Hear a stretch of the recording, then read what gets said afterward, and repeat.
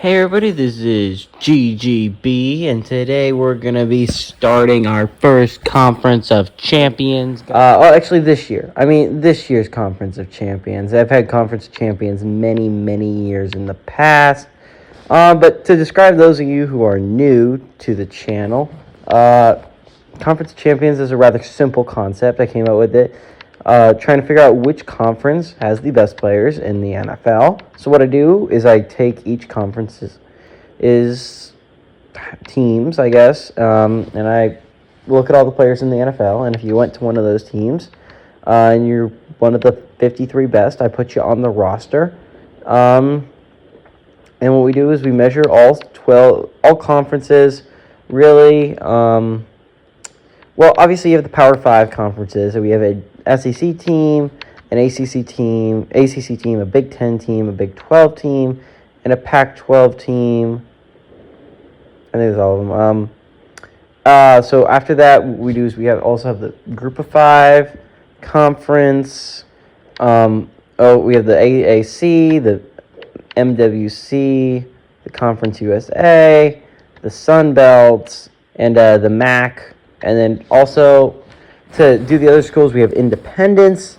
They're also a team by themselves, which if you don't know, the Independents are like teams like Notre Dame and BYU, UMass, UConn, New Mexico State, Army, stuff like that. Liberty is a solid one that has a couple players on the team.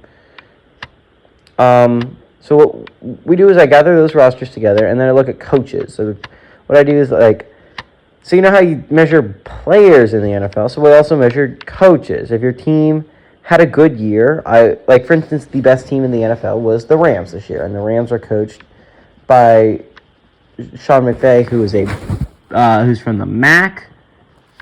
So he gets to coach the MAC team. So what I do is I rank all the coaches from 1 to 32, depending on how they did this year, and you get to coach the team if you are good.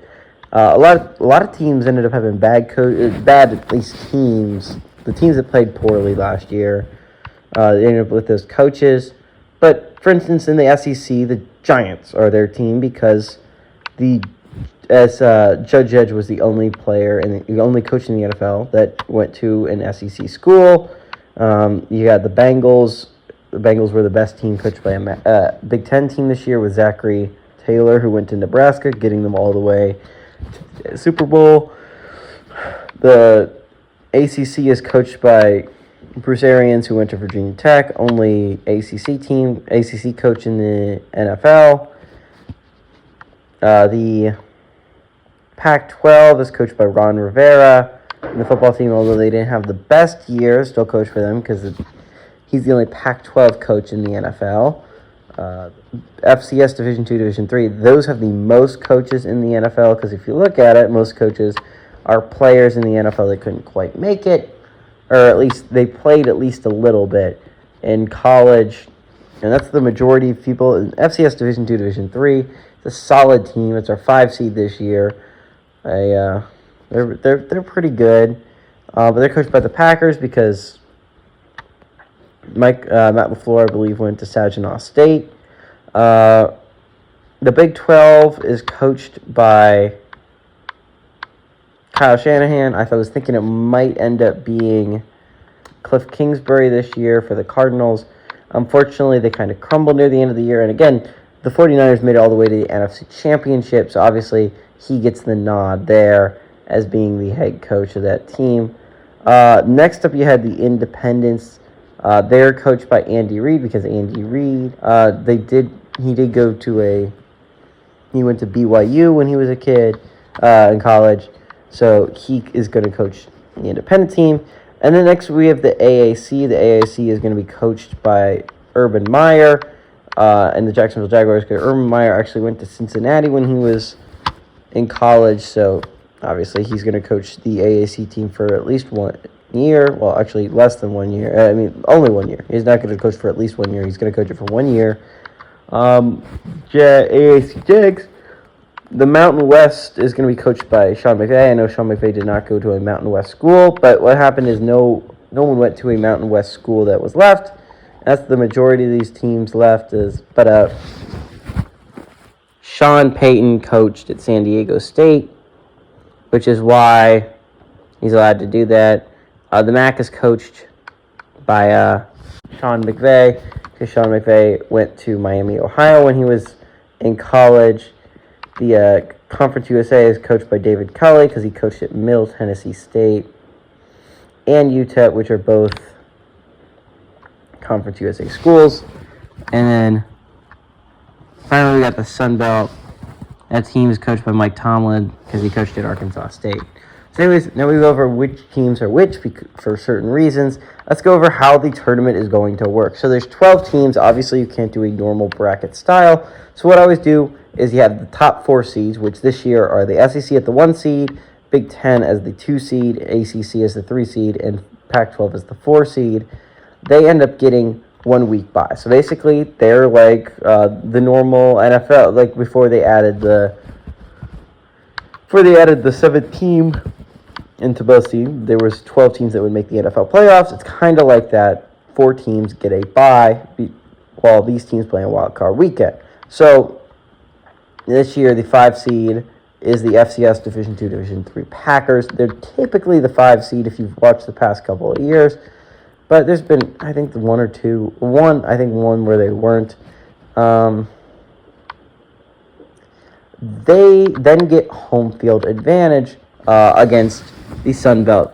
So you also play the 12 seed. We'll go through the standings real quick, and we'll go through how home field works for each team, because, again, home field was just added this year, which makes it really exciting for the Conference of Champions. But the Big 12 is going to be the 6th seed this year, with the Independent Chiefs as the 7 seed. Independent Chiefs is 7 seed. American Jaguars is the 8 seed. The Mountain West Saints at the 9 seed. MAC is the 10 seed. Conference USA Texans at the 11 seed. And Sun Belt Steelers at that 12 seed. So what would happen is the 5 seed draws the 12 seed, which means at home, Green Bay Packers get the Go Pack Go home field advantage. This means the home team gains more momentum and away team gains less. Away team also fatigues faster and has a harder time changing direction. So that should be considerably good for the Pack playing in Lambeau Field. Moving on, the San Francisco 49ers, or the Big 12 49ers as they're going to be called for the remainder of the time, they have the unstable ground advantage. That gives the away team an increasingly harder time changing direction. So it's basically the Go Pack Go advantage, but with less there. The Independent Chiefs are also going to get a home field advantage in Arrowhead. That's going to be called Home of the Chiefs. Offensive audibles made by the away team have a chance to fail in the Arrowhead Stadium. And then finally, the Jacksonville Jaguars, Duval, home team gains bonus momentum on touchdowns. So those are the ones that we're going to see wild card weekend in effect. Now, obviously, the New York Giants, the SEC Giants are the top seed. So we're going to be seeing their turf war advantage rather frequently, at least for 2 games most likely. It's called turf war. That means an away team players fatigue faster than, the normal SEC Giants players.